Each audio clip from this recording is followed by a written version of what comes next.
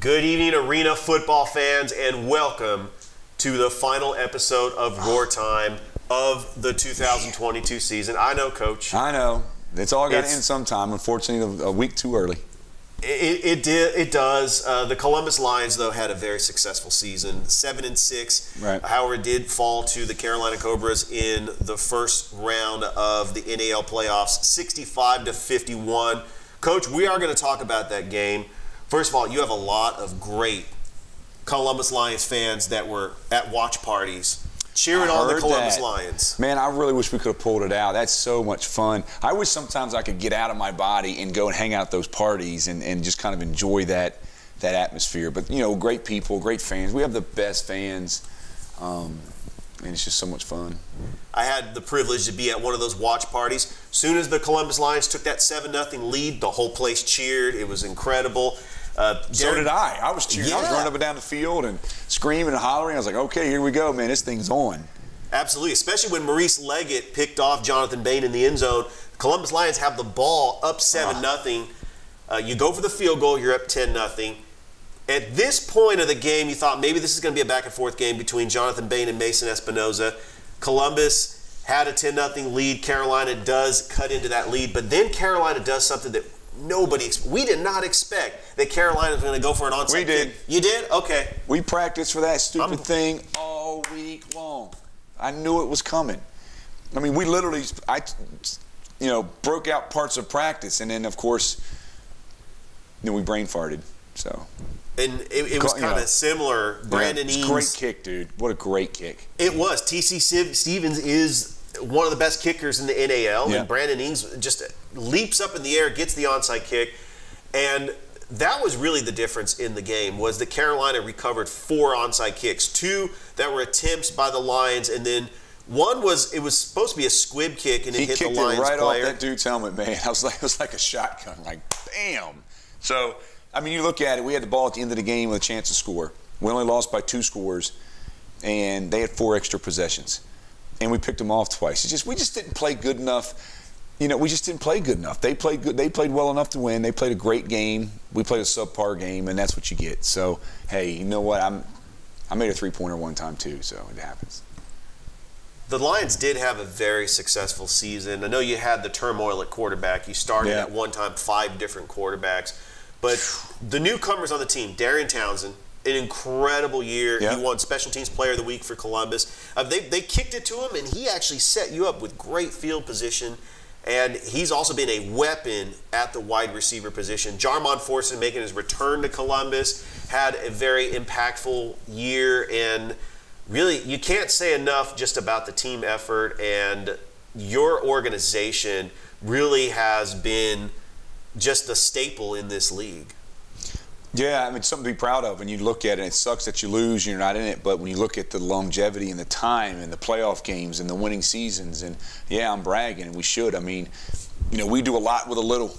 I don't have the big payrolls. I don't have, 18, 19 veterans. We don't have all that. And every year, consistently, we find new players. Teams come out, they cherry pick your whole roster and go out and sign veterans from every other team. And then we go out and I'll find new players and make those guys superstars, and they'll cherry pick those players, and then I'll go out and I'll find more. And it's just a revolving cycle. It is what it is, and that's really something really to be more proud of than anything else. And so, proud of our players. It was a weird year, a lot of roller coasters, up and downs, personalities, a lot of things maybe I would do different, but it is what it is. Another winning season. And the outcome was not what you wanted, losing to the Carolina Cobras. They move on to face the Albany Empire in the NAL Championship. We were kind of scoreboard watching. The Jacksonville-Albany game got crazy. I mean, I heard. It was a 1-point game, but Albany's kicker, Orozco, kicks a deuce to put them up by 9. And so Jacksonville has no shot at winning. I mean, even if they score a touchdown and go for 2, they're still down by 1. I mean, so both games just going back and forth. We were scoreboard watching that other game with that outside shot that there's a possibility that Columbus could host the NAL Championship. I mean, I say it's like a broken record on the show. I say it every week. It's good for the league, man. It is. It really is. The games were all competitive. you know, one week this team wins, one week that team wins. I mean, we held the series lead on Carolina 2-1, but, you know, you play somebody 4 times. We wound up splitting it 2-2. Unfortunately for me, one of those wins for them was a playoff game. So, you know, it doesn't work out in that favor. And, you know, the same thing, Carolina having to go to Albany. They've swept Albany all year long. All of a sudden, if Albany happens to beat them one time at the right game, you know, they'll get the crown. All right. We'll be back with a quick commercial break. You are watching another episode of Roar Time. Beam is delivering gig speed internet to 100% of our network. But should you get a gig? Well, if you want to download an album in a blink, video conference in 4K, make virtual reality more real, power all of your home smart devices at the same time, and still have bandwidth to stream everything without buffering, then yeah, you gotta get a gig. So call, click, or visit and get it. Because when you gotta get a gig, you gotta go with Beam. Bringing East Alabama more. Mountain Dew Spark might hypnotize you. You might want to stop staring. Stop staring at the delicious Mountain Dew Spark.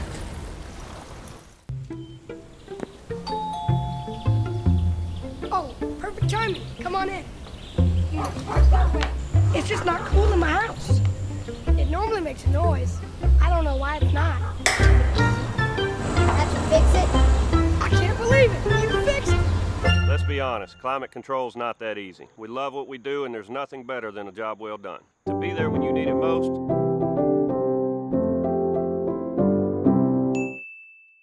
Vector Ply Corporation is a world-leading manufacturer of carbon, fiberglass, and Kevlar composite fabrics located in Phoenix City, Alabama. Our customers depend on us to produce iconic brands such as Malibu and Nautique boats, Cub Crafter airplanes, and the historic C8 mid-engine Corvette. Even the light poles surrounding the Columbus Civic Center were produced by a Vector Ply customer using Vector Ply fabrics. If you're looking for an exciting career with a growing manufacturer located right here in the Chattahoochee Valley, visit our website, VectorPly.com, to learn more about Vector Ply and our opportunities. Well, folks, it's only 8 a.m. and it's going to be another hot one. Today's high is 85 degrees.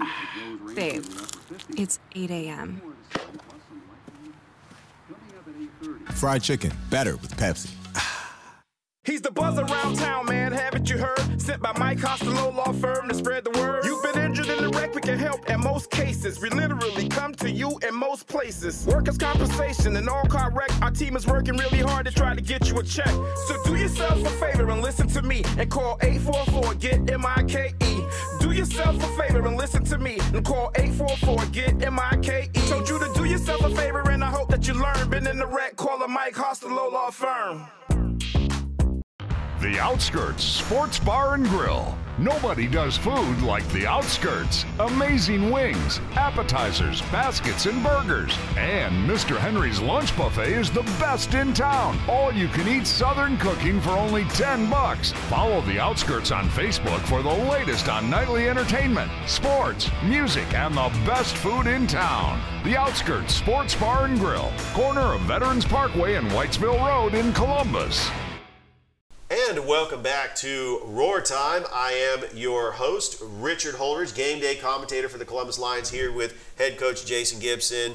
Coach, the 2022 season just ended for the Columbus Lions, finished with a 7-6 record, made the playoffs. It seems like every year in the 16, 17 years that you have coached the Columbus Lions, you've made the playoffs. Not the result you wanted. You wanted to get to the championship game and win the first championship in NAL history for the Columbus Lions, but you took on a very talented Carolina team that's going to be facing the Albany Empire in the NAL championship, and now we have the offseason. Now we move into looking forward till next year. The 2023 season will see a new expansion team, possibly another one, a team from Fayetteville, which You're familiar with the Fayetteville market because being one of the owners in the National Indoor Soccer League for the Columbus Rapids, they also have the Fayetteville Fury. So they'll share that Crown Complex up in Fayetteville, North Carolina. And plus, it gives a natural rivalry with Carolina up in Greensboro. Now you have a team from Fayetteville and then possibly another market. So it's good for the league to expand to 8 teams and have possibly 7 home games. And what are you looking forward to about the 2023 season? Well, we're going to play 14 games. I know that. You add in Fayetteville, you got a couple other surprises maybe coming out there, and That's good expansion, but you want your expansion to be the right expansion. Wow, I mean, 2023, I really just wanted to take a break from the game from Saturday and kind of breathe a little bit, but I haven't even had that chance. It's been hit the ground running, trying to get exit physicals, physicals and exit interviews and all those things to get players on to the next stage of the process. And then you turn around and you're right back at it again. Okay, who do I got to call? What do we got to do? And but I'm just kind of really more energized this year to do it.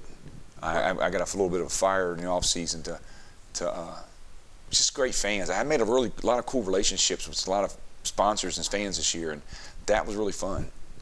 And of course, season ticket holders can renew their season tickets for 2023. Looking back at the 2022 season, what was your most memorable moment? Not just in the game, but that fan experience and just being at the Civic Center, being part of this that's incredible a great organization. Question. Beating San Antonio, that was good.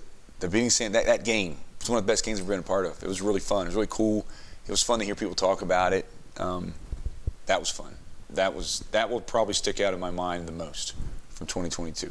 Well, this city definitely rallied around the Columbus Lions. You've had a very successful season, and you had ups and downs. Started the season 2-0, and then 2-3 or 2-4. Yeah, then something lost like 3 straight, and then you win 2 games under Daniel Smith, and now you're 4-3. You had a tough road trip, and you lose 2 straight on the road, and then Mason Espinoza is playing for the Columbus Lions in that San Antonio game that we talked about. Right.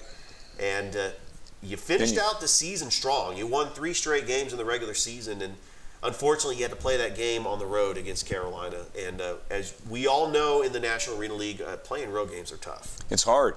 And you look at the playoffs again, Jacksonville lost, we lost. There's only been one team no, I'm just messing. That's ever won a playoff game on the road in NAL, and we've done it twice. I thought we could do it again, but it's just really hard to win on the road for some reason.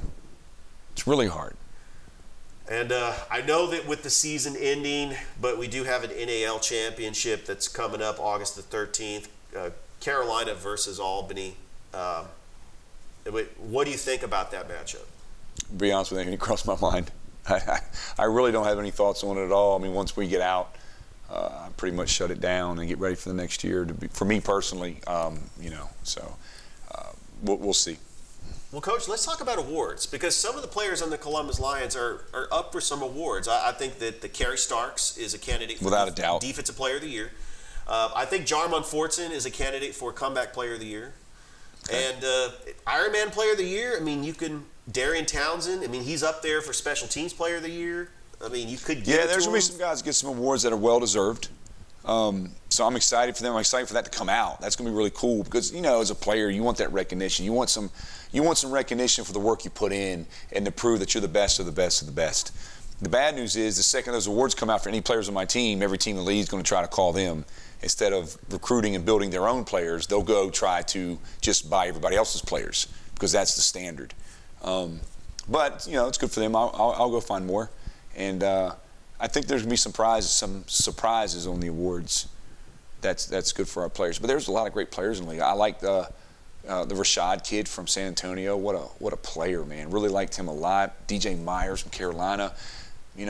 And these guys, to me, represent what football is when you talk about those types of characters. First class, they compete at a high level. They're professionals on the field. When you get the guys out there running their mouth, talking trash, being punks, you're going to be in this league forever. Well, you know who I'm talking about. And so, I like to see guys like DJ Myers and Rashad and Zach Brown's a good player, really good player, good personality, good for the league. When you look at different players across the league, that's what really makes it fun. Well, Coach, I just want to say, just coming from, the bottom of my heart, I really want to thank you just for giving me an opportunity to be on the broadcast team my first year for the Columbus Lions. I had fun. It was great. There was just a lot of exciting games, and I was just honored to be part of the broadcast team and hosting this show weekly, just talking about the Columbus Lions. And best of luck next season, and just can't wait. No, it was fun. Shout out to our sponsor, obviously CTV Beam, everybody at CTV Beam and the staff.